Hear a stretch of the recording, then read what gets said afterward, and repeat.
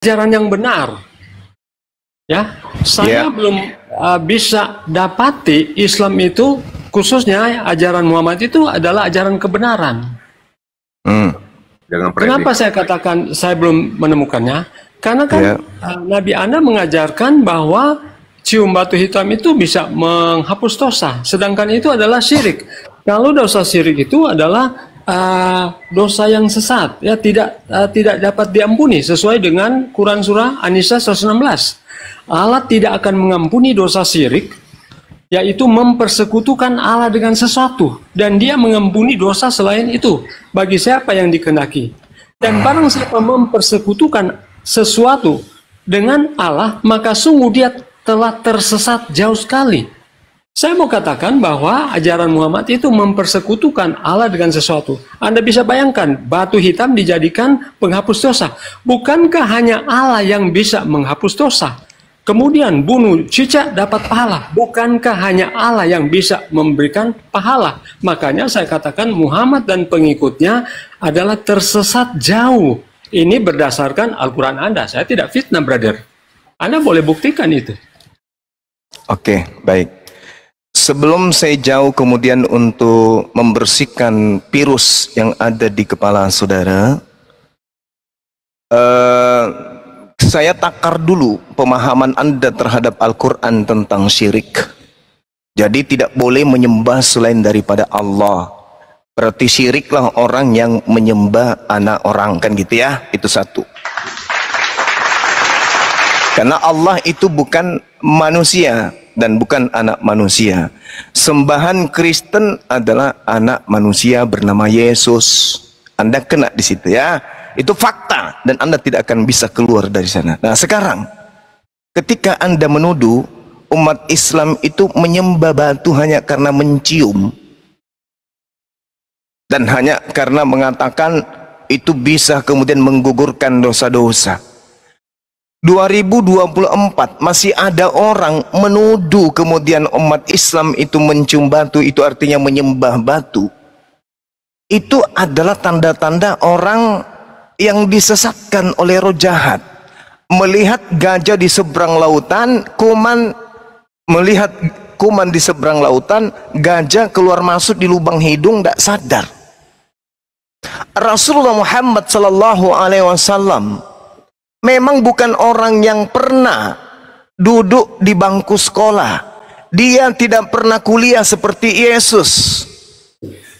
Yesus itu sekolah, menurut pendeta-pendeta dia pernah sekolah, pernah kuliah, pernah dapat ijazah dan seterusnya. Tuhan kok kayak gitu modelnya. Lalu kemudian, meskipun Rasulullah itu tidak pernah mengecam pendidikan, bukan berarti Rasulullah Muhammad SAW itu bodoh. Sebab beliau itu berguru langsung kepada pencipta alam semesta. Jadi kalau Anda kemudian menyatakan bahwa mencium Hajar Aswad itu adalah sesuatu penyembahan terhadap batu, ya saya katakan Anda harus banyak periksa diri dulu. Rasulullah Muhammad sallallahu alaihi wasallam mengajarkan hal itu karena petunjuk kemudian. Petunjuk. Tak ada satupun yang dilakukan oleh Rasulullah selain daripada apa yang menjadi petunjuk dari Allah Subhanahu wa ta'ala. Jadi mencium Hajar Aswad itu, kalau dituduhkan dia itu menyembah batu, kami menyembah batu, itu hanya tuduhan orientalis kafir laknatullah yang tidak mengerti tentang Islam. Umat Islam tidak mencium batu. Nah, kenapa saya katakan bahwasanya umat Islam itu tidak mencium batu, tidak menyembah batu? Karena apa yang terjadi kemudian, hadis Bukhari mengatakan, sesungguhnya aku tahu bahwa engkau adalah batu yang tidak membahayakan dan tidak pula memberi manfaat. Seandainya aku tidak melihat Rasulullah menciummu, maka sekali-kali aku tidak akan menciummu. Rasulullah Muhammad sallallahu alaihi wasallam mencium Hajar Aswad itu karena apa? Karena batu itu adalah batu mulia yang berasal dari surga. Itu yang perlu dipahami. Tapi bukan karena diajarkan menyembah batu. Bukan. Bukan. Dari Ibnu Abbas menyatakan bahwa Rasul Muhammad SAW tidak melambaikan tangan menyalami kecuali kepada Hajar Aswad dan Rukun Yamani. Nah, itu artinya apa? Itu adalah sunnah. Ketika orang datang melakukan apa yang pernah Rasul Muhammad SAW lakukan, maka apa yang mereka lakukan itulah yang menggugurkan dosa-dosa. Contoh, puasa. Rasulullah lakukan. Puasa itu menghapuskan dosa. Membuang duri di jalan. Membuang duri itu adalah menghapuskan dosa. Sedekah, infak, itu menghapuskan dosa. Bahkan orang-orang Yahudi membakar tai sapi, mencium batu bara, itu menghapuskan dosa. Hanya orang Kristen ini yang sengklek otaknya, bocor, menghapus dosa dengan membunuh anak orang. Coba Anda baca Yesaya 6, nomor 6, nomor 7. Hanya gara-gara mencium batu bara, untung nggak panas batunya, dosa terhapuskan. Hanya gara-gara membakar tai sapi, dosa terhapuskan. Jadi apakah karena mereka kemudian menjadikan batu bara sebagai ciuman, maka batu bara itu mereka sembah? Tidak. Berbeda dengan ente, anaknya orang Anda sembah, itu terbukti. Nah, sedangkan Allah mengatakan apa di dalam kitabnya orang Yahudi? Sembahlah Allah, sebab Allah itu adalah Tuhan semesta alam, tak ada yang lain. Itu juga perintah, karena Allah itu pencemburu. Jadi kalau ada orang menuduh umat Islam itu menyembah batu, sekutukan Allah dengan batu, itu luar biasa bahlulnya. Bahlul bin Tulul. Demikian. Oke. Anda bilang bahwa cium batu hitam itu adalah petunjuk dari Allah SWT. Tapi sayang beribu-ribu sayang, Anda tidak bisa menunjukkan dalilnya dalam Al-Quran. Bahkan kalian selalu mengatakan bahwa kami mengikuti mila Ibrahim. Tetapi faktanya Ibrahim tidak pernah menyuruh kalian apa? Mencium batu hitam. Dalam Sahih Sunan An-Nasai nomor 2919 ya, 2019, sesungguhnya mengusap keduanya Hajar Aswad dan Rukun Yamani akan menghapus dosa. Akan menghapus dosa. Kontradiksi dengan Quran surah Hud ayat 3. Hendaklah kamu memohon ampunan kepada Tuhanmu. Jadi bukan kepada batu ya. Ini kontradiksi, brother. Jadi Anda itu menyekutukan Allah dengan sesuatu, benda mati. Saya tidak mengatakan Anda menyembah batu, ya. Saya tidak mengatakan itu. Tapi Anda mencium batu, menjadikan batu itu sebagai penghapus dosa. Sedangkan itu adalah syirik menurut Quran surah 116, An-Nisa 116. Allah tidak mengampuni dosa syirik, yaitu mempersekutukan Allah dengan sesuatu, ya. Kalau Anda bilang itu atas petunjuk Allah SWT, tetapi coba Anda tunjukkan dalilnya dalam Al-Quran. Mana petunjuk? Muslim, kamu harus cium batu hitam ya, Hajar Aswad dan Rukun Yamani, karena itu akan menghapus dosa. Itu tidak ada satu dalil pun Anda akan temukan di dalam Al-Quran. Tidak ada. Karena itu adalah syirik. Apa itu syirik? Menyekutukan Allah dengan sesuatu. Kami tidak menyekutukan Allah dengan sesuatu, brother. Yesus itu adalah Tuhan dan Juru Selamat. Ya, Dia itu adalah penebus.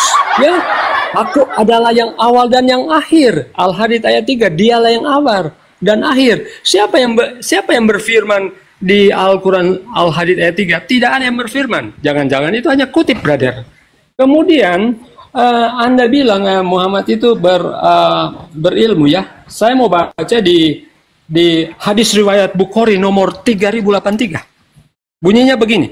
Seandainya bukan karena perbuatan Bani Israel, maka daging tidak membusuk. Dan seandainya bukan karena Hawa, tentu wanita tidak akan mengkhianati suaminya. Brother, Anda belajar biologi ya. Coba Anda tanyakan kepada ahli biologi, kenapa daging membusuk? Daging membusuk bukan karena perbuatan Bani Israel, brother. Apakah Muhammad ini berilmu? Hadis berapa tadi? Ya? Hadis riwayat Bukhari nomor 3083. Ya? 3083. Hadis riwayat Bukhari nomor 3083. Seandainya bukan karena perbuatan Bani Israel, daging tidak membusuk. Tanya pada profesor Anda, kenapa daging membusuk? Apakah karena orang Israel?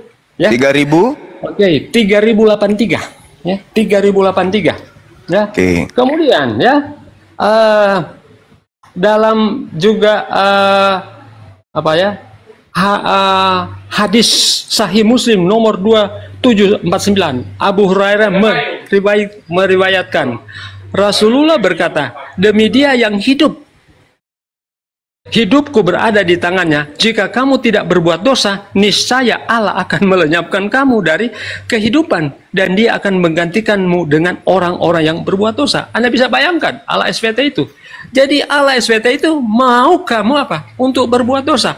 Makanya orang Israel mengatakan bahwa Allah orang lain itu, Allah bangsa-bangsa lain itu adalah apa? Berhala-berhala. Ya, Allah orang bangsa lain itu adalah ilah-ilah berhala. Makanya di Ulangan 6 ayat 14.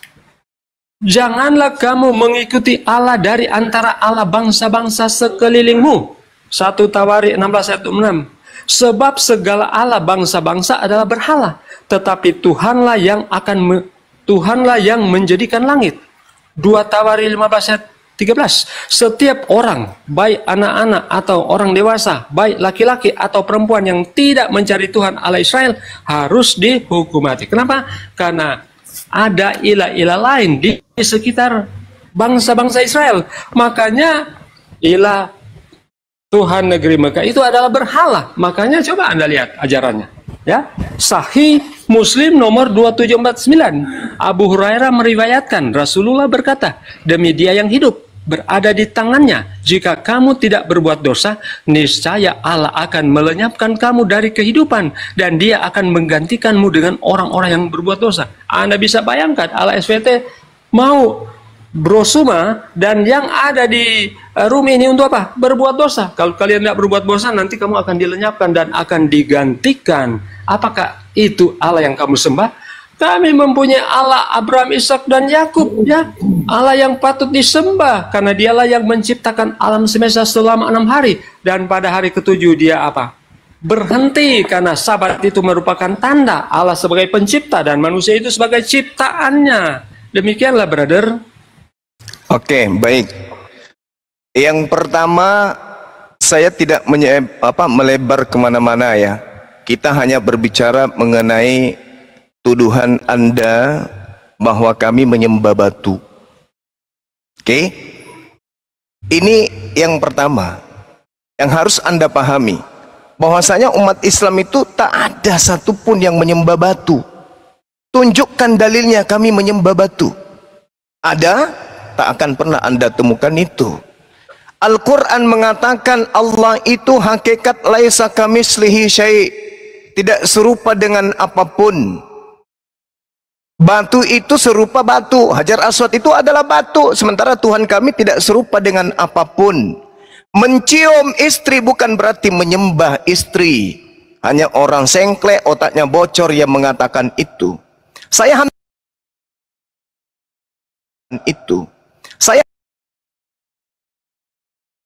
yang tidak bisa cebok sendiri itu Anda katakan Tuhannya Abraham, Ishak dan Yakub. Itu dikarenakan otak Anda itu sudah terlalu banyak daging babi di dalam. Masakan anaknya orang yang berak di celana Anda sebut sebagai Tuhannya Abraham, Ishak dan Yakub. Hei, Kristen sadarlah. Yesus itu anak orang, bukan Tuhannya Abraham, Ishak dan Yakub. Kalau terkait dengan batu, itu ajaran daripada para nabi terdahulu. Sudah terbiasa dengan batu, dan batu. Bahkan Yesus pun disebut sebagai batu pondasi. Sadar ente, kalau Anda membahas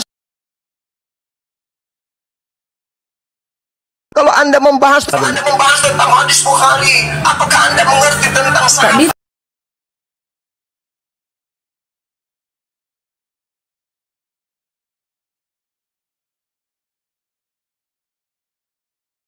Jalur Anda tak paham tentang itu? Enggak. Anda ngerti, Anda enggak paham. Kemudian sementara di antara sanad yang ada di dalam hadis itu ada yang bernama Ma'mar bin Rashid. Dia itu buruk hafalannya. Paham itu? Ada juga yang bernama Bishr bin Muhammad. itu juga buruk hafalannya, berarti nggak bisa dipercaya. Lagian mana ada kemudian seandainya bukan karena perbuatan Bani Israel maka daging tidak akan membusuk, dan seandainya bukan karena Hawa tentu wanita tidak akan mengkhianati suami. Apa-apaan ajaran kayak begitu? Ternyata setelah diselidiki, Ma'mar bin Rashid, Ba'sir bin Muhammad, itu adalah dua dari antara sanad di antara hadits itu. Dan itu adalah orang-orang yang kemudian nyaris saja kena pada konsep tertuduh pendusta, karena hafalannya itu selalu buruk, tidak berkesesuaian dengan hafalan para riwayat yang lain. Itu yang perlu Anda pahami. Islam nggak bisa kamu cekoki dengan pemahaman-pemahaman oten yang hanya mencari kesalahan tapi tidak mengerti tentang hadits, hanya membabi buta karena makan babi yang buta matanya. Itu yang pertama. Kedua, kamu mengatakan kami menyembah kemudian batu. Tunjukkan dalilnya. Anda mengatakan mana dalam Al-Quran perintahnya mencium batu?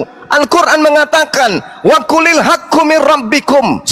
Al-Quran mengatakan kul in kuntum tuhibbunallah fattabi'uni yuhibbukumullah wa yaghfir lakum dzunubakum wallahu ghafurur rahim.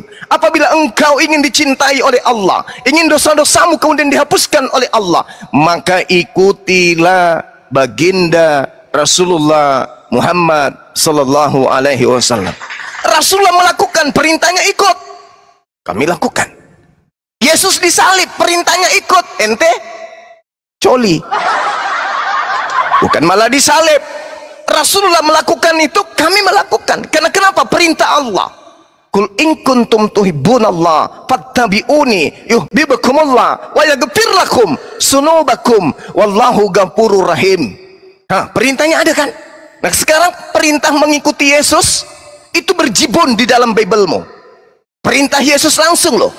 Jika kau percaya kepadaku, jika kau mengasihi aku, jika engkau adalah muridku, maka engkau akan mengikuti apa yang pernah aku lakukan. Ente ngapain sekarang nyembah anaknya orang?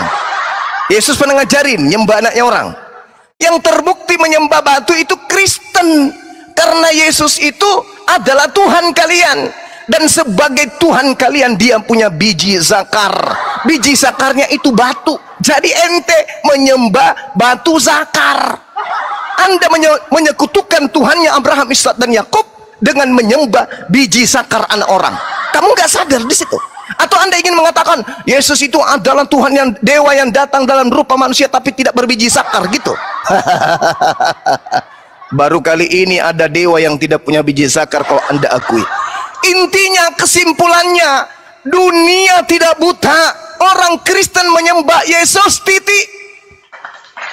Dan Yesus di dalam Kolose 2 nomor 8, di dalam Filipi 2 nomor 6 sampai nomor 8, Yesus yang adalah tubuhnya, mulai dari rambutnya sampai kakinya, itu adalah dewa sembahan orang Kristen. Dan Yesus itu nonotnya dipotong, sudah pasti punya batu. Batunya 2. Orang sini mengatakan galatung sapi. Galatung sapinya 2, kiri kanan, dan Anda menyembah anak orang.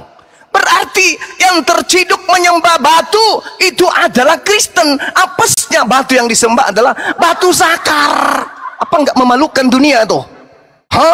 Hampir-hampir saja dunia ini meledak karena ada orang yang tulul menyembah zakar manusia. Anda nggak sadar? Anda nggak sadar? Yesus itu Tuhanmu. Tuhanmu itu tidak cacat. Dia laki-laki sempurna. Dia punya lato-lato yang kalau pagi uratnya kenceng. Itu yang kamu sembah kan?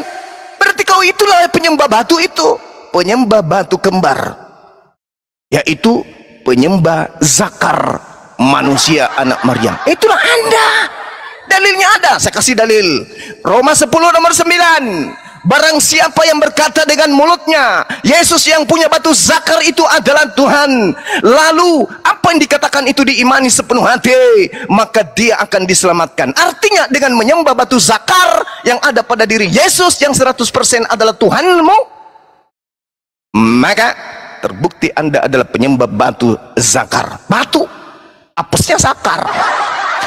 Di dalam Yesaya 27 nomor 9, maka beginilah akan dihapuskan dosa Yakub, dan inilah buahnya kalau ia menjauhkan dosanya, Ia akan membuat segala batu mesbah seperti batu-batu kapur yang dipecah-pecahkan, sehingga tiada lagi tiang-tiang berhala dan pedupaan-pedupaan yang tinggal berdiri.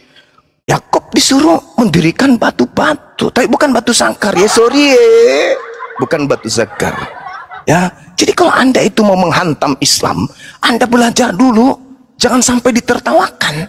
Kasihan kan kalau Anda ditertawakan.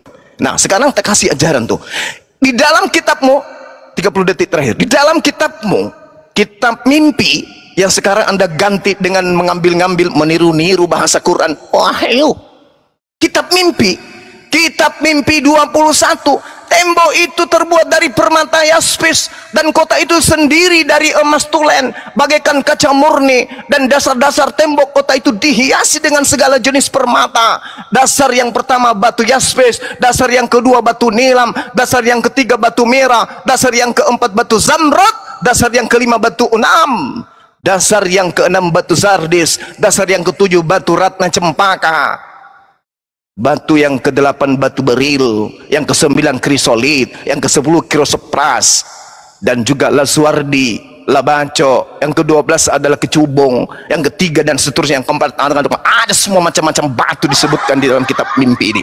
Dan kitab mimpinya ini terlihatnya di surga. Di surga itu banyak batu, batu balaseng, batu lace, batu gerbang, batu kecubung, batu kipros, batu samros, ada semua macam-macam batu di surga. Dan diimani umat Islam, batu Hajar Aswad salah satu batu yang turun dari surga. Lu mau apa? Kalau kami cinta dan rindu kepada Allah, kemudian kami mencium apa yang berasal dari Allah. Sama ibaratnya saya merantau ke Dubai, saya rindu kepada anak saya, maka yang kucium adalah bajunya yang aku bawa. Apakah kemudian itu salah? Apakah kemudian saya menganggap baju itu anak saya? Hanya orang sedeng yang menganggap itu selayaknya orang utusan Tuhan dianggap Tuhan. Itulah ente.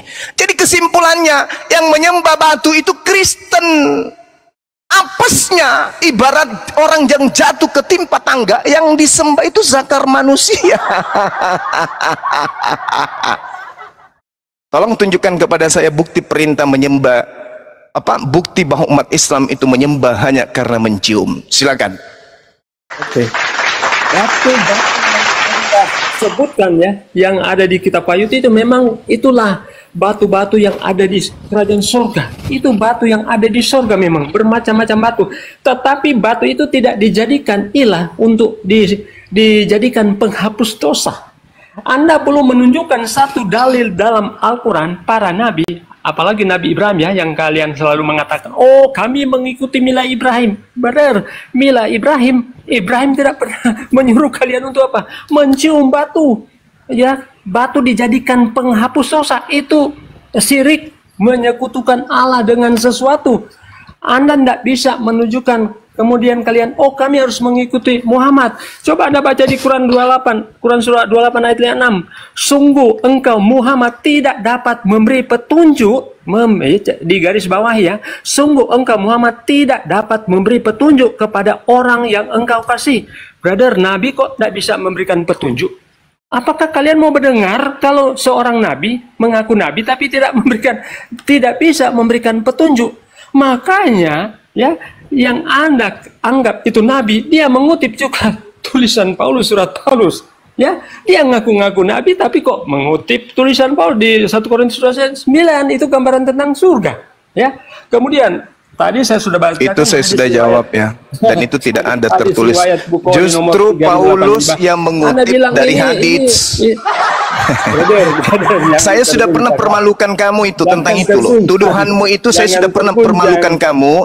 Ternyata Paulus ketika mengatakan ada tertulis, itu tak ada tertulis. Tertulisnya ternyata hanya ada di dalam hadis, di dalam Al-Quranul Karim. Jangan dipotong, brother. Karena kamu itu membawa kebohongan. Kamu ini sudah pernah saya sampaikan samamu. Sudah sering saya katakan kepadamu, sudah pernah kupermalukan samamu. Kau kasihi, apakah Nabi tidak bisa memberikan petunjuk? Oke, saya jawab, di mute. Saya jawab. Dalilnya saya sudah sampaikan samamu. Oke, kul in kuntum tuhibbunallaha fattabi'uni. Itu satu. Yang kedua, wa kadzalika auhayna ilaika ruhan min amrina ma kunta tadri mal kitab walal iman walakin ja'alnahu nuran nahdi bi man nasya'u min ibadina wa innaka latahdi ila siratim mustaqim. Baginda Rasulullah Muhammad sallallahu alaihi wasallam kemudian membimbing manusia kepada jalan yang lurus. Al-Qur'an surah As-Surah ayat 52. Ketiga, Allah mengatakan dalam surah An-Nahl ayat 44, bil bayyinati waz zubur wa anzalna ilaika dzikr litubayyana lin-nasi ma nuzzila ilaihim wa la'allahum yatafakkarun. Aku mengutus engkau dengan memberikan Al-Qur'an agar engkau membimbing manusia apa yang mereka harus lakukan, litubayyana lin-nasi, kepada seluruh umat manusia. Sudah terjawab. Jadi apa? Dengar. Jadi apa yang berasal dari Nabi Muhammad memang semuanya bukan dari pribadi beliau. Beliau tidak bisa memberikan apapun. Yang beliau katakan, yang beliau praktekkan, semua adalah perintah dari Allah, bukan dari dirinya. Tidak sama seperti ente. Diam.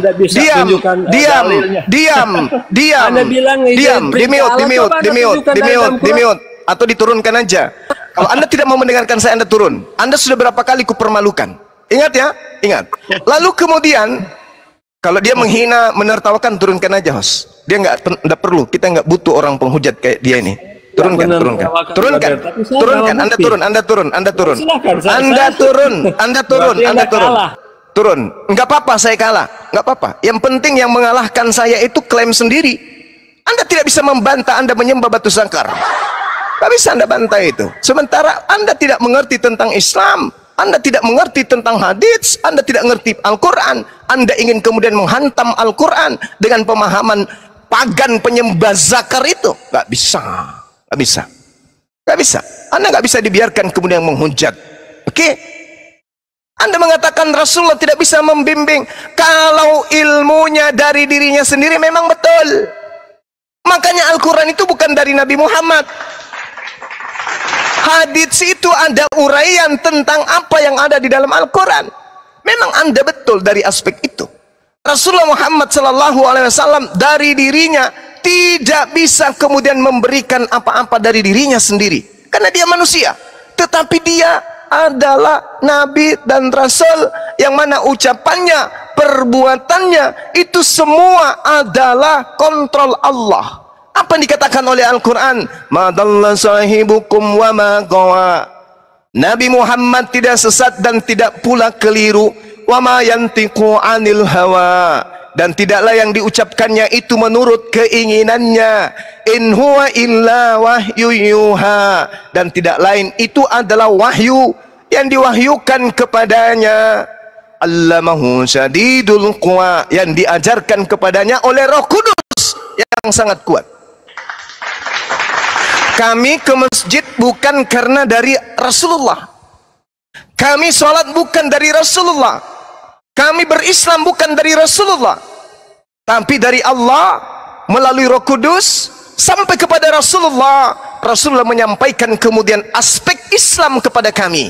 Jadi apa yang kami lakukan berasal dari Allah, bukan berasal dari baginda Rasulullah Muhammad sallallahu alaihi wasallam. Hanya Rasulullah itu seorang nabi, dia adalah rasul, sehingga dia yang mendapat wewenang untuk mengajarkan seluruh umat manusia untuk menuju kepada keselamatan. Begitu Cak Gondrong.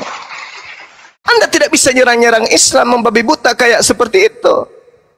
Anda tidak bisa. Tentang terkait dengan hadits Al-Quran, ya, ayat ketiga Anda katakan mengutip ke Paulus, nenekmu kiper 7 turunan.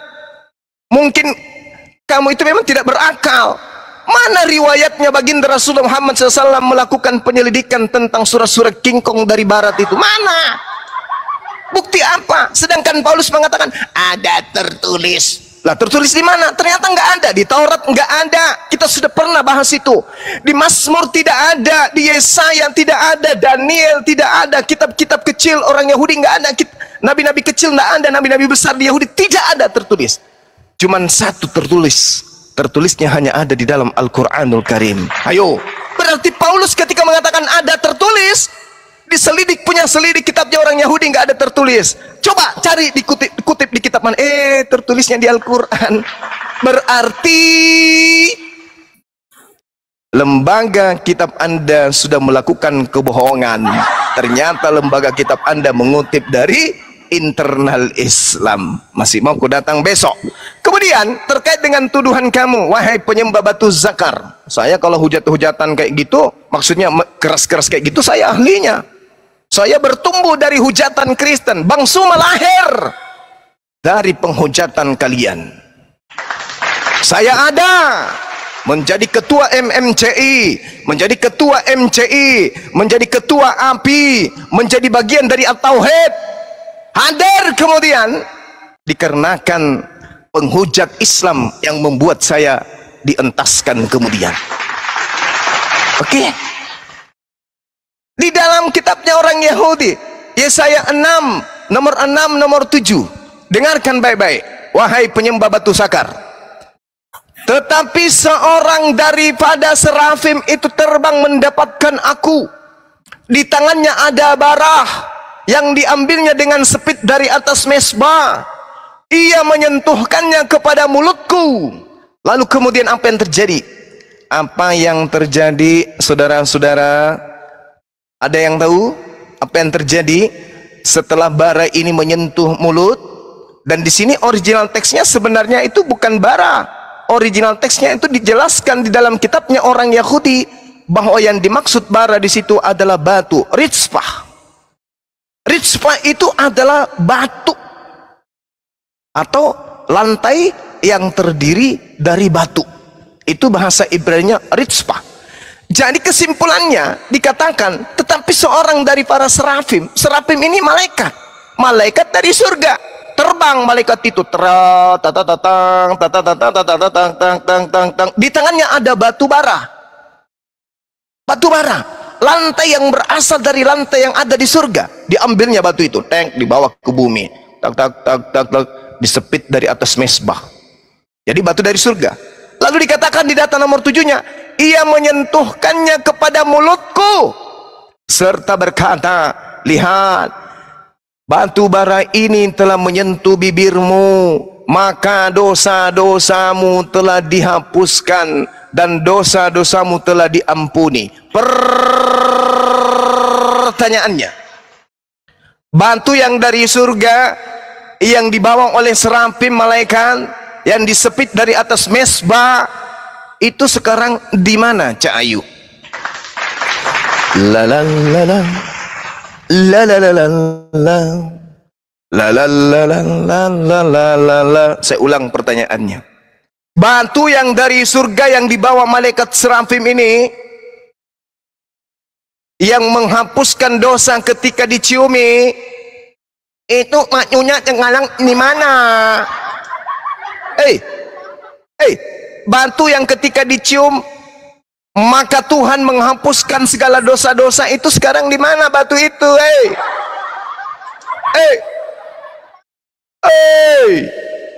Batu itu sekarang di mana? Jangan-jangan yang nyangkut di Mekah itu. Jangan-jangan Jadi batu serafim itu dicium. Ada nggak yang pernah melihat ada orang mencium batu zakarnya Yesus? Ada? Nggak ada. Nggak ada. Ada. Tapi ini batu dicium menyentuh bibir. Batu yang dimaksud di dalam bahasa Ibrani-nya sangat jelas disebut dengan apa yang dikatakan oleh orang-orang Yahudi, rizpah. Batu rizpah. Batu bara. Atau batu yang berasal dari lantai yang ada di jannah, dibawa oleh malaikat serafim. Mereka sebut serafim. Serafim ini makhluk atau saraf, ya. Mereka menyebutnya kemudian saraf, boleh diartikan serafim, boleh diartikan ular naga, boleh diartikan sebagai makhluk yang ganas, boleh disebut dengan ular tedung dan seterusnya. Serafim, malaikat Tuhan. Malaikat Tuhan itu kalau orang Kristen mengartikannya dalam bahasa Arab itu mereka artikan ular naga. Nah, artinya bahwa ada batu yang turun dari surga, Cak Ayu, yang kalau disentuh dengan mulut dosa-dosa orang itu terampuni. Ya Allah ya Karim. Nah, kemudian Sedikit lagi teman-teman. Enggak bosan kan ya? Enggak bosan kan ya? Lanjut Bunda, lanjut. Oke, alhamdulillahirabbil alamin. Satu lagi, Bu. Di dalam kitabnya saudara kita Yahudi yang mereka ambil tanpa malu-malu, tetapi daging lembu jantan, sapi jantan, kulit dan kotorannya, nya haruslah kau bakar habis dengan api di luar perkemahan. Itulah korban penghapus dosa. Yeay! Ai ai ai ai i makan enu amun kan para batu menghapus dosa, dibilang menyembah batu, katanya umat Islam. Syirik katanya si penghujat itu, si penyesat iblis bertanduk 7 tadi.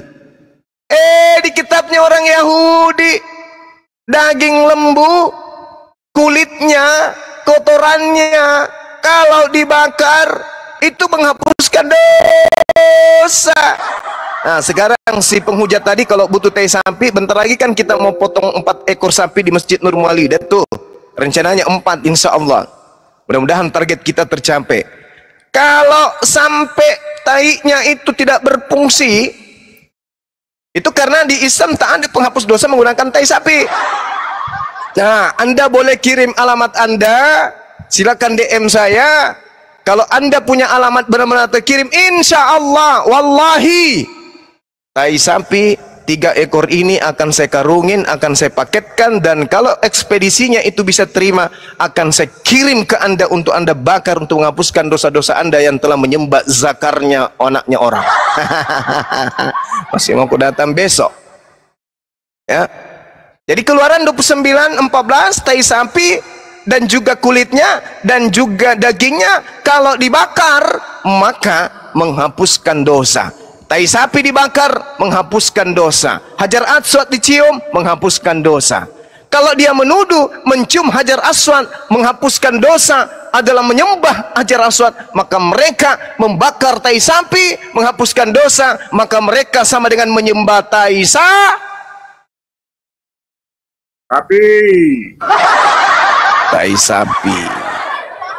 Apakah seperti itu? Tidak. Hanya mereka aja yang error. Kenapa? Karena keciduk menyembah batu lace. Masih mau aku datang menghujat. Gak ada yang bisa kau hujat Islam. Gak ada bisa kau hujat. Sekali lagi, Bang Suma itu lahir akibat penghujatan Kristen. Dulu Bang Suma itu tak ada. Sebelum ketahuan bahwa ternyata mereka ini penghujat. Begitu mereka ternyata penghujat di mana-mana, Bang Suma kemudian lahir untuk menghalau hujatan penyembah batu lase. Saya kira begitu teman-teman sekalian.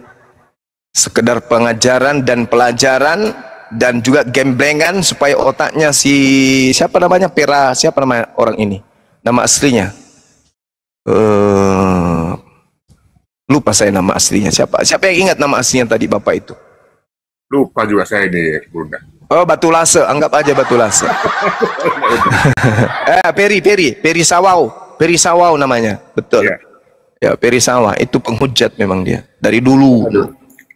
Iya, saya kira begitu sebagai pengantar untuk otaknya si Peri ini waras, bahwa ketika Anda berbicara mengenai syirik, jangan pernah Anda mengatakan bahwa anak Maria yang berak di celana itu sebagai Tuhannya Abraham, Ishak dan Yakub. Karena kalau Anda ketemu dengan saya mengatakan itu, ku tampar mukamu pakai sikupang. Demikian, silakan. Aduh, iya Gurunda, terima kasih banyak. Masya Allah, Gurunda luar biasa. Inilah. Apa lagi nih? Kenapa ditendang jalan lurus beda? Berarti jalan miring nih? Enggak ada nih jaringanku. Jadi mereka ini Bunda ini dan selalu salah persepsi atau sengaja memang itu katanya batu. Lanjut teman-teman Oten yang di bawah. Lagi Oten yang lain. Oten, kalau ada yang Oten yang lain ya naik. Dek Gaga. Dicucikan otakmu dulu. Dulu aku baca-baca namanya dulu yang minta permintaan. Dicuci dulu. Bang Rendra Setia Sekran, terima kasih. Biar bersih otakmu, dicuci dulu di sini otakmu. datang-datang menghujat. Nah, Saudara Kristal Wrap, terima kasih ya teman-teman yang mendukung materi kita pada pagi hari ini. Semuanya sahabat-sahabat baik yang ada di YouTube maupun yang ada di TikTok, barakallahu fik, sehat selalu. Ingat, jaga kewarasan otak. Jangan sampai terkontaminasi dengan penyembah-penyembah batu zakar. Oke? Kompak kita ya. Allahu Akbar. Takbir. Allahu Akbar. Allahu Akbar. Allahu Akbar. Ayo sambut dulu. Oh, Abang Amang. Halo, Abang Amang. Ada yang bisa tidak saya bantu? Bang Ya, Amang. saya minta Gitu. beliau tadi diturunkan itu karena jangan sampai ilmu saya semuanya keluar. Malu kalian nanti buat ya. Mending diturunkan sebelum saya tumpahkan semua yang akan menampar kalian satu-satu. Itu baru tai sapi tadi itu ya. Jangan sampai kalau dia masih tinggal, saya beberkan semua isi kitab kalian, kan tidak bagus. Mending dia turun untuk mengamankan keadaan. Ya, silakan dilanjut. Siap. Jadi kalian Bang oten jangan Amang. menghujat ya. Jangan Assalamualaikum. kalian kalau kalian Waalaikumsalam. Mau tai sapi, Bang? Muslim. Oh, Muslim. Oh, Muslim. Kirain kelompok orang-orang yang Silakan, ada yang suka mau tai disambut? sapi. Enggak, semua berterima kasih kepada Bang Zuma dan teman-teman semuanya, memberikan pengetahuan tentang Islam secara luas, dan bisa menjadi benteng akidah kita semuanya. Seperti itu aja. Amin, sama-sama Bang. Oh iya Bang, nanti kalau ada tetangga yang butuh teh sapi hubungi host. Skincare Bang. Iya, saya rencana juga untuk menyampaikan ke pabrik skincare kita, kalau bisa adonannya itu dicampur teh sapi ya. Tapi yang ada teh campuran teh sapinya khusus untuk mereka. Nanti dikasih kode. Oh, ini yang campuran teh sapinya bagus. Untuk masker mereka supaya dosa mereka itu dihapuskan.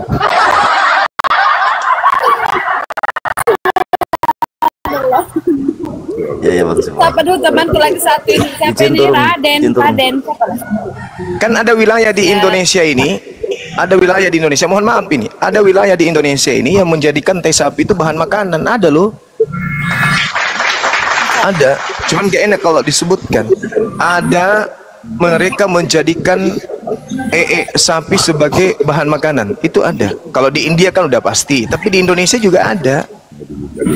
Anda cari sendiri di YouTube, itu dari suku mana, agama apa yang makan tai sapi di Indonesia loh. Mati jaringanku. Ada na kina majeng timun na sabang selalu mandre teh sapi kasih na ina magina gimpe ulun na sabang menyembah batu sakarna anak na orang tak masih. Oh.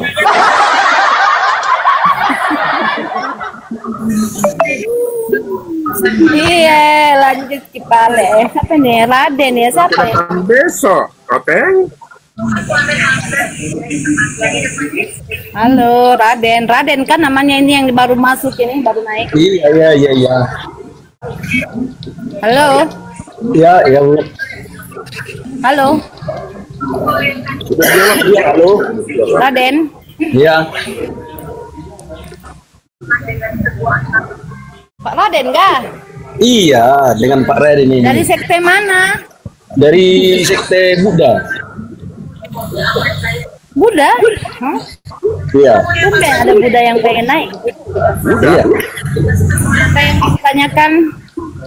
Aku mau bertanya, kenapa sih murah kalian di situ ngomong-ngomongin nggak bagus? Enggak baik. Apa kalian makan tai sapi semua? Hei. Apa oh ini? Kok kalian bilang makan tai sapi? Emang kalian makan tai sapi ya? Yang duluan kau bilang tadi bukan Sip, bukan kami orang bilang tadi. Dan baru apa nggak masuk orang bilang begitu? Hei. Udah tidak sanggup lagi membawa akidahnya, ngaku-ngaku agama lain. Terkadang betis saya kasihan sama orang-orang kayak gini. Kasihan kalian itu ah. Kasihan, kasihan. Baru dikasih naik. Malu ngaku kan, malu ngaku penyembah sakar, malu. Akhirnya dia ngaku apa tadi? Buddha. Hari aja belum ganti, Bang Juma yang saya tanyakan tadi ini. Sudah datang lagi, cengok nyamar. Masya Allah. Nyamarnya mau ini dia pakai le Buddha, bukan lagi Muslim. Buddha Belum sedih. ganti hari. Malas. Ya, jadi sahabat-sahabat sekalian, sebelum kita alihkan ke yang lain, saya sampaikan bahwa hadis yang dibahas tadi oleh siapa? Penyembah batu zakar itu hadis Bukhari 3083, dengarkan baik-baik ya. Di situ memang dikatakan haddatsana Bisr bin Muhammadin akhbara Abdullah akhbarana Ma'maru an Hammam an Abi Hurairah radhiyallahu an. Jadi membahas hadis itu harus pakai kitab gundul, bukan kepala gundul ya. Di situ diterangkan an-nabiy sallallahu alaihi wasallam nahwahu ya'ni laula yanu Israil lam yakhnas lahmu walaula Hawwa'u lam takhunna antha zawjaha. Hadis itu dikatakan telah menceritakan kepada kami, Bashir bin Muhammad telah mengabarkan kepada kami, Abdullah telah mengabarkan kepada kami, Ma'mar dari Hammam dari Abu Hurairah radhiyallahu an dari Nabi sallallahu alaihi wasallam. Jadi saya terangkan, boleh ya? Sedikit aja. Boleh ya? Monggo, monggo Gurunda kita nyimak. Jadi dalam dari ilmu hadits ada beberapa sanad yang tertuang kemudian dalam hadis ini. Yang pertama Abdurrahman bin Sakhr, kemudian Hammam bin Munabbih bin Kamil bin Saik, lalu Ma'mar bin Rashid, Abdullah bin Al-Mubarak bin Wadi, dan Bishr bin Muhammad. Ini adalah rantai sanadnya. Di situ memang ada sahabat bernama Abdurrahman bin Sakhr.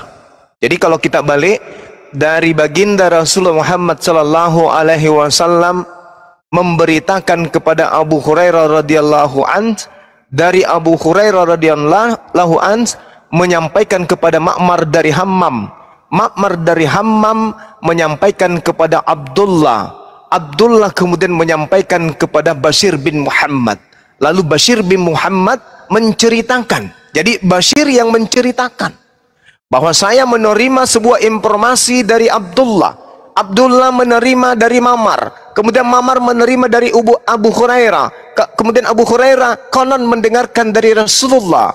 Jadi Bushir ini mengatakan bahwa Rasul Muhammad sallallahu alaihi wasallam itu pernah berkata.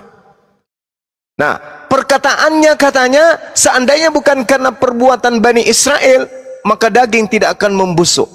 Dan seandainya bukan karena perbuatan Hawa, tentu wanita tidak akan mengkhianati suaminya. Ini kata siapa? Ini kata Bushir bin Muhammad. Kita cek.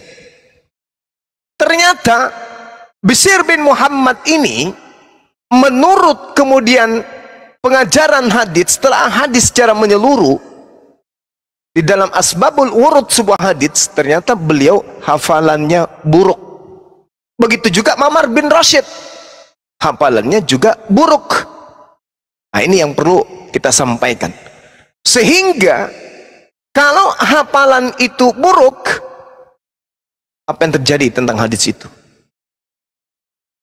Apakah dia makbul? Apakah dia majul hal? Apakah ia dhaif? Ataukah dia maudhu? Atau majhul? Atau matsruk? Atau pendusta? Kazab? Jadi yang hanya memahami itu adalah kita umat Islam. Ternyata Ma'mar bin Rashid, Bishr bin Muhammad tidak bisa dipercaya. Kenapa? Karena hafalannya buruk. Dia mengaku menerimanya dari Abdullah, ya. Lalu kemudian dia mengaku menerima dari Abdullah, mengabarkan dari Ma'mar. Yang dimaksud ini Ma'mar bin Rashid. Kemudian beliau Bishr ini mengatakan bahwa Ma'mar ini menerima dari Abu Hurairah. Lalu disampaikanlah seperti itu. Ternyata menurut ilmu hadits, beliau hafalannya lemah atau buruk. Kalau lemah itu nggak masalah, tapi dikatakan buruk hafalannya. Misalnya saya datang kepada saudara melafalkan sebuah hafalan. Bismillahirrahmanirrahim. Alhamdulillahi rabbil alamin. Iyyaka na'budu wa iyyaka nasta'in.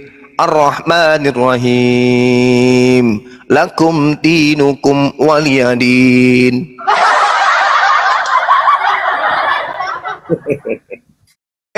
Bang Zuma, kamu dapat hafalan itu dari mana? Oh, dari Abdullah bin Al-Mubarak bin Wadih. Beliau mendapatkan dari mana? Dari Ma'mar bin Rashid. Oh. Terus beliau dapat dari mana? Hammam bin Munaqbih bin Kamil bin Saik. Lalu siapa lagi yang sebagai sumber di atasnya? Abdurrahman bin Saqir. Kita periksa bacaan Rasulullah, ternyata tidak kayak begitu. Berarti hadis itu adalah apa? Ancur. Nah, itulah kalau orang oteng yang tidak ngerti tentang hadits, tidak ngerti tentang mata rantai penyampaian atau sanad, lalu kemudian ingin membahas menghujat Islam, maka yang ada sama dia hanya ada satu kata: tenggelamkan.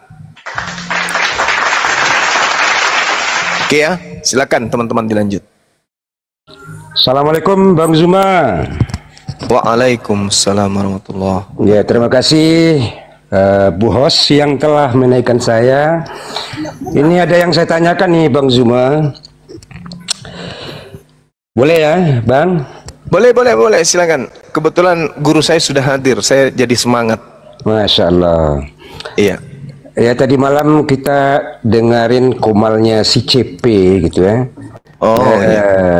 Jadi silakan. Tadi malam itu ada yang muslim naik satu orang, dia membahas tentang surat Al-Kahfi. Ya, kata mereka itu yang 7 orang penidur itu adalah dongeng orang Kristen yang diambil gitu oleh Al-Quran, diambilnya katanya kan gitu. Nah, dibukanya di Wikipedia gitu kan. Nah, setelah dibacanya diuraikan, nah, ini dongeng orang Kristen yang diambil, yang dicumplak oleh Al-Quran. Nah, ini mohon penjelasannya Bang Zuma. Terima kasih Bang Zuma. Jadi sebenarnya itu bukan dongeng. Tadinya mereka itu mengaku sebagai penemu, karena hal itu berkaitan dengan sains. Mereka menganggap bahwa apa yang mereka ceritakan itu tentang kisah Ashabul Kahfi itu adalah milik mereka. Tapi setelah orientasi barat, orientalisnya mereka kemudian mengetahui ternyata cerita yang muncul di tengah-tengah Eropa itu mengguncang mereka. Setelah tahu bahwa cerita ini tahun abad ketika Rasulullah Muhammad SAW itu datang sudah ada terlebih dahulu dalam Al-Quran, maka mereka membelokkan cerita itu menjadi dongeng. Allahu Akbar. Kenapa mereka kemudian mengatakan itu dongeng? Karena tidak mereka temukan di dalam perjanjian lama, tidak mereka temukan di perjanjian baru. Tidak ada. Sehingga yang tadinya mereka anggap sebagai sebuah keunggulan, ternyata itu dulu dijadikan sebagai pembenar.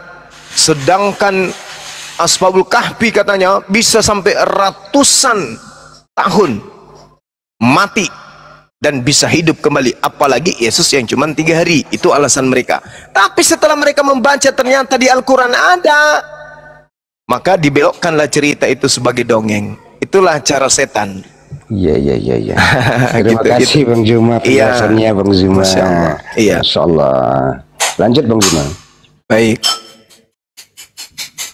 Jadi kalau kita lihat dari sudut pandang apa yang diuraikan Al-Quran dalam surah Al-Kahfi, ada 3 hal, minimal 3 hal ya, bahwasanya ketika kemudian apa yang diceritakan itu dianggap khayalan, dikarenakan peristiwa itu dituduhkan sebagai sesuatu yang tidak rasional. Yang pertama dikatakan oleh mereka yang tidak paham, usia panjang yang mencapai ratusan tahun untuk orang-orang yang bangun saja merupakan sebuah hal yang tidak rasional, apalagi untuk orang-orang yang tidur. Itu ungkapan-ungkapan orientalis setelah mereka kemudian membantah. Nah, jadi kritikan-kritikan ini ya bisa aja kemudian sesuatu yang kita pahami bahwa mereka menemui jalan buntu, sehingga mereka kemudian tidak menembus apa yang ada di dalam Al-Quran, apa yang tadinya mereka akui sebagai sebuah hal yang diandalkan. Tetapi ketika diurai dengan menggunakan ilmu sains, maka persoalan usia panjang bukan merupakan persoalan yang tidak ilmiah. Meskipun kita mengetahui bahwa panjang usia setiap makhluk hidup secara ilmiah tidak mempunyai parameter yang pasti, yang paten, karena dengan kedatangan maut itu sudah pasti orang itu mati. Tapi kalau maut tidak datang-datang, ada nggak orang mati? Kalau maut tidak datang-datang, ada nggak orang bisa mati? Nggak ada. Paham kita ya? Jadi ibaratnya gini, memang betul ketahanan tubuh manusia itu bagaimanapun kuatnya, pada akhirnya akan mempunyai keterbatasan, dan pada akhirnya akan berakhir perjalanan masa kehidupan. Akan tetapi tanggapan seperti itu bukan berarti bahwa kondisi tubuh seorang manusia atau makhluk hidup yang lain tidak mempunyai kemampuan untuk bertahan hidup lebih lama dari usia yang sewajarnya. Apa contohnya? Seperti yang terlihat di alam natural, bahwa apabila air telah mencapai suhu 100 derajat Celcius, maka konsekuensinya adalah air akan mendidih, dan pada suhu 0 air akan menjadi es. Demikian pula dengan kehidupan kita manusia.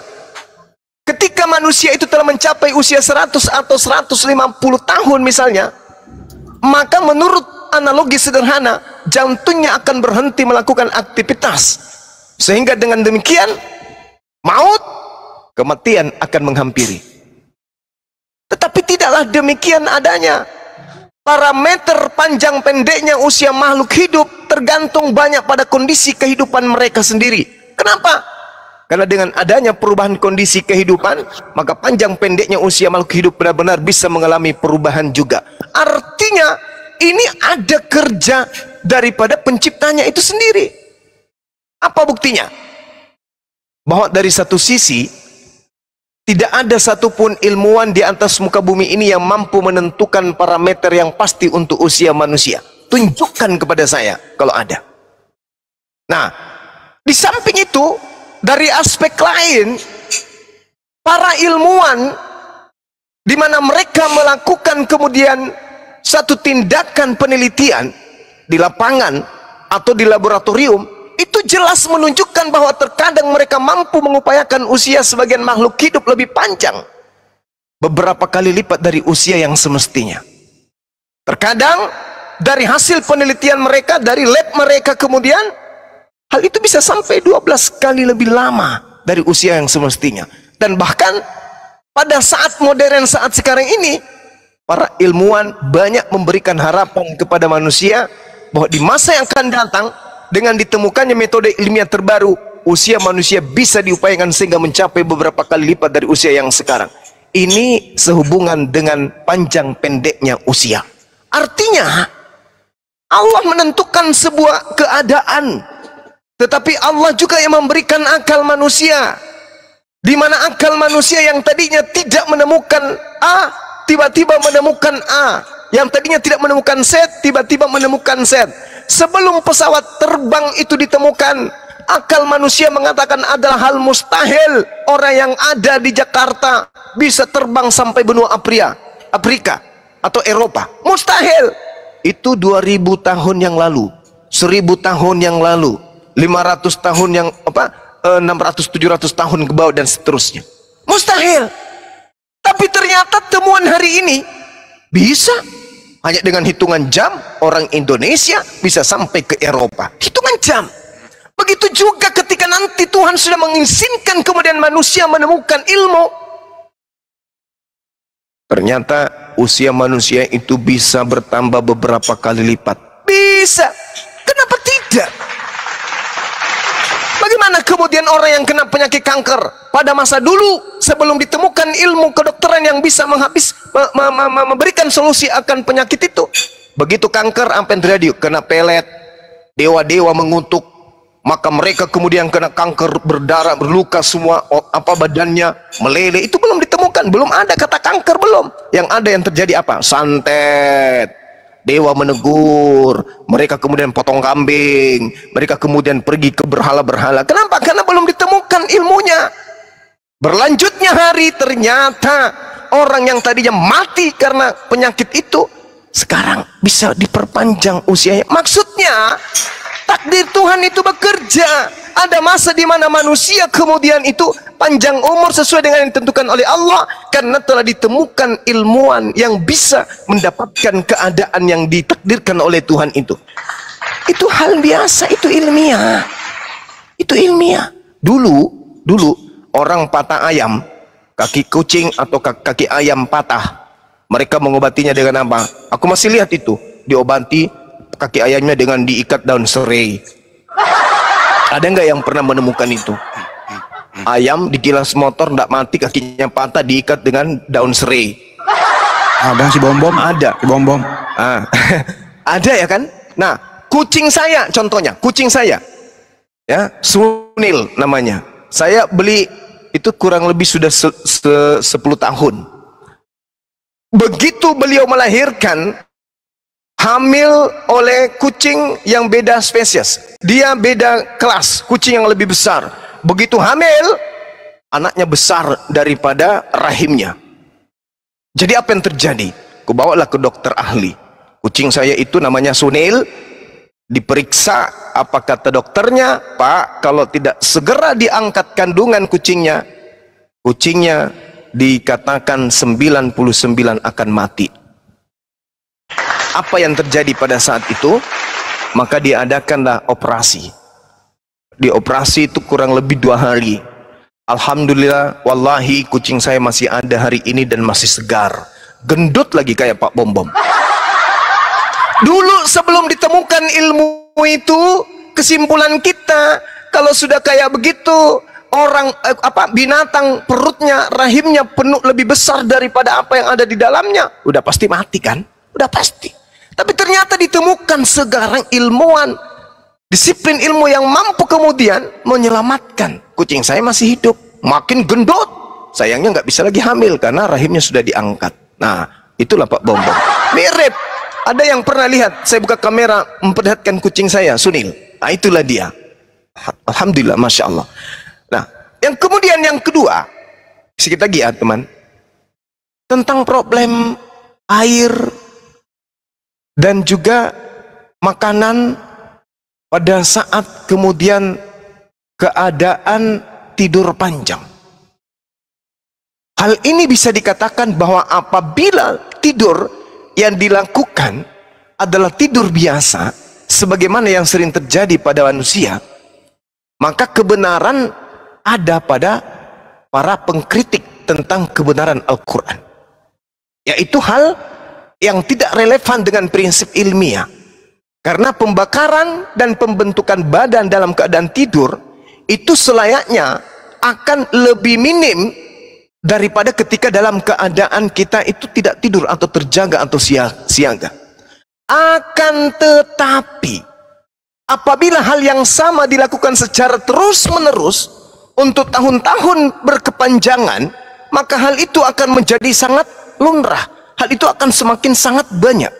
Namun ada satu yang perlu kemudian diperhatikan oleh kita umat Islam khususnya, bahwa di dunia natural kita terdapat pula jenis-jenis tidur yang dilakukan pada musim dingin, di mana penggunaan makanan dalam tubuh dalam kondisi seperti sangat sedikit. Betul? Betul? Pernah mendengarkan, aduh saya kok cepat kali lapar, Mungkin karena saya dingin ya. Pernah dengar itu? Pernah dengarkan? Ya. Nah, jadi ada keadaan-keadaan yang kemudian sudah dirancang oleh Tuhan yang tidak menjadi kebiasaan lumrah bagi manusia, dan itu ilmiah. Tapi kalau kajian kayak begini, penyembah zakar manusia mana ngerti. Gitu ya Bang. Jadi terkait dengan tuduhan mereka, pasti panjang uraian tentang hal itu, karena ini ada materi-materi Facebook dulu. Mereka menemukan cerita dari turun-temurun bahwa ada orang yang tidur sekian tahun, dan mereka kemudian menganggap itu adalah satu hal yang sangat luar biasa. Pembuktian bahwa Yesus itu jangankan 3 hari, bahkan puluhan tahun, ratusan tahun ada. Begitu mereka tahu ternyata hal ini diceritakan dalam Al-Quran, mereka membelokkan kemudian cerita itu. Itu adalah dongeng. Itulah cara iblis menyesatkan umat manusia. Channel Handis Lebes dan channel yang lain yang berafiliasi dengan